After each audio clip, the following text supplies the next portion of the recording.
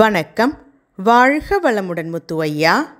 ஒரு காரியத்தை செய்ய போகிறோன்னு ஒரு சிலர்கிட்ட சொன்னால் அது உடனே நடக்காமல் போயிடுது. இல்லை இது மட்டும் நடந்துடக்கூடாது அப்படின்னு ஒரு சிலர்கிட்ட சொன்னால் அது நடந்துடுது. இதுக்கு என்ன காரணம்?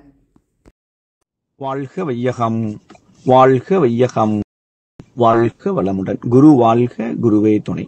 ஒரு கார் வாங்கணும் அப்படின்னு ஒரு மாடல் அதை செலக்ட் பண்ணிட்டோம், கலரை கூட செலக்ட் பண்ணிட்டோம்.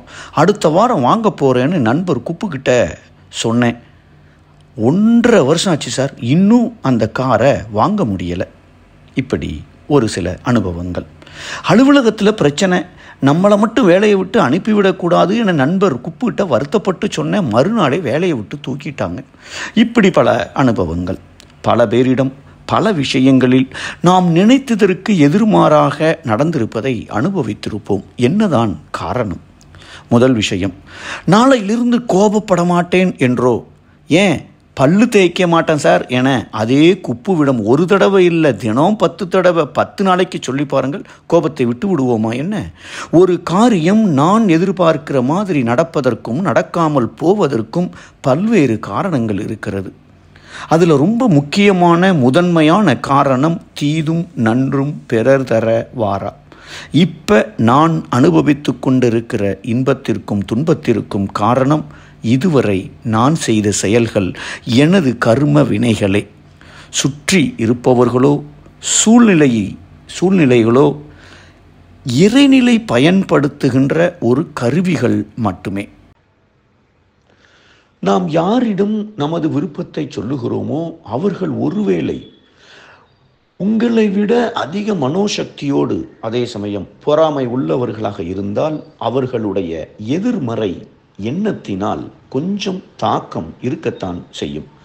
இதை கண் திருஷ்டி என சொல்லி இருப்பார்கள். ஆனால் இதை பற்றி பெரிதாக கவலைப்படாமல் உங்கள் எண்ணத்தில் செயல்களில் அதிகம் கவனம் செலுத்துவதே நல்லது. 2வது விஷயம், நடப்பதும் நடக்காமல் இருப்பதும் என் கர்மாவை பொறுத்தது என்றால் நம் கையில் ஒன்றும் இல்லையா? மகரிஷி அவர்கள் நமக்கு எது வேணுமோ அது நிறைவேற, அதாவது ஒரு கார் வாங்கணும், வேலை போய்விடக்கூடாது, அதை நிறைவேற்ற வேண்டும் என்றால் சரியான செயலை முறையாக செய்தால் நினைப்பது நடக்கக்கூடிய வாய்ப்புகள் அதிகம். வேண்டிய மாதிரியே நமது செயலுக்கான விளைவு வர வேண்டும் என்றால் சரியான செயலை அப்படின்னு மகரிஷி அவர்கள் குறிப்பிடுகிறார்கள். எது சரியான செயல்? 5 விஷயங்களை கணித்து கொண்டு அதையும் முறையாக, அப்படின்னா துன்பம் தராத அளவிலே அந்த செயலை செய்வதுதான் சரியான செயல். என்னென்ன 5 விஷயங்களை கணித்து கொண்டு செய்ய வேண்டும்? முதல் விஷயம் நோக்கம். எந்த விளைவு வேண்டும், அதற்கு என்ன நோக்கம்? என் பிறந்த நாள் அன்று வீட்டுக்காரரை கூப்பிட்டுட்டு என் அம்மா அப்பா வீடு போய் அவர்களிடம் ஆசீர்வாதம் வாங்கணும்னு 7 வருஷமாக நினைக்கிறாங்க. ஆனால் நாம் எதை சொன்னாலும் அவர் செய்வதே இல்லை. இந்த வருஷமாவது வருவாரா என ஆசை. நோக்கம் சூப்பர். 2வது தொடர்பு கொள்ளும் பொருள் அல்லது நபர். இப்போ அந்த அம்மா வீட்டுக்காரர்கிட்ட இதை நிறைவேற்ற வேண்டும் அப்படின்னு நினைத்திருக்கிறார்கள். இப்போ வீட்டுக்காரர் அவர் எப்பவும் டென்ஷன் பார்ட்டி, ஏங்க சாப்பிட வாங்க அப்படின்னு நார்மலாக கூப்பிட்டாலே அதுக்கு ஏன் நாய் மாதிரி கத்துற என்பார். அப்போ அவருக்கு எப்படி சொன்னால் அவர் புரிந்து கொள்வார், ஒத்துக்கொள்வார்?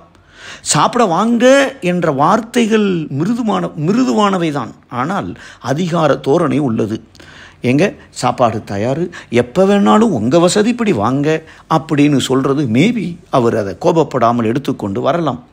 ஆக 2வது விஷயம், முதல் விஷயம் நோக்கம், 2வது விஷயம் யாரிடம் தொடர்பு கொள்கிறோம் என்பதை நன்றாக தெரிந்து அறிந்து புரிந்து என்ன செய்யணும் அப்படிங்கிறத தீர்மானம் செய்ய வேண்டும். 3வது விஷயம் நேரம், காலம். அவர் அவசரமாக சாப்பிட்டுட்டு இருக்கும்போது அம்மா வீட்டுக்கு போகலாமா என கேட்பது தவறு. அவர் தனியாக நம்ம கூட இருக்கும் பொழுது நாம் அதை பேசலாம். அடுத்தது சூழ்நிலை. இன்றைக்கி அவர் உடல்நலம் நல்லா இருக்கா? ஃபஸ்ட்டு லேசாக குதிகால் வலிக்குன்னு சொன்னார, இந்த சூழ்நிலை அவர்கிட்ட போய் இதை கேட்குறது நல்லா இருக்குமா? அப்போ சூழ்நிலையையும் பார்த்து நாம் யோசித்து செய்ய வேண்டும். கடைசியாக திறமை. 18 வருஷமாக அவர்கிட்ட குடும்பம் நடத்தியிருக்கோம். எதுக்கு அவர் அப்செட் ஆவார், எப்படி சொன்னால் கோபம் வரும், இதையெல்லாம் கணித்து கொண்டு முக்கியமான விஷயம் நாம் ஒன்று கேட்டு அதை நிறைவேற்ற வேண்டும் என்றால் அதை கேட்பதற்கு ஒரு வாரம் முன்னாடியே வாழ்க்கை துணையை வாழ்த்தி விட்டு கேட்டால் நடக்காமல் போகுமா என்ன? இத்தனை விஷயங்களையும் கருத்தில் கொண்டு செயலை செய்தால் எதிர்பார்த்த விளைவு நடப்பதற்கான வாய்ப்புகள் ரொம்ப ரொம்ப ரொம்ப அதிகமாகிவிடும். இதை உணர்ந்து எனக்கு நடப்பதற்கும் நடக்காமல் போவதற்கும் பிறரை குறை கூறாமல் நமது செயல்களை சரியாக செய்வோம், முறையாக செய்வோம், வளமோடு வாழ்வோம். நன்றி. வாழ்க வளமுடன். வாழ்க்கை கல்வியை ஏற்று வாழும் முறையை மாற்று. வாழ்க்கையை வாழ்வதற்கே. வேதாத்ரிய பயணம் அதற்கே. வேதாத்ரியம் வாயேஜ். வேதாத்ரிய பயணம் என்ற பெயரில் வேதாத்ரிய தகவல்களை ஃபேஸ்புக், இன்ஸ்டாகிராம், லிங்க்டின் இணையதளங்களில் பெறலாம். இன்று இணைக லைஃப் அட் 360 ஸ்கை ப்ரொஃபசர் முத்து இந்த யூடியூப் சேனலை சப்ஸ்கிரைப் பண்ணுங்க.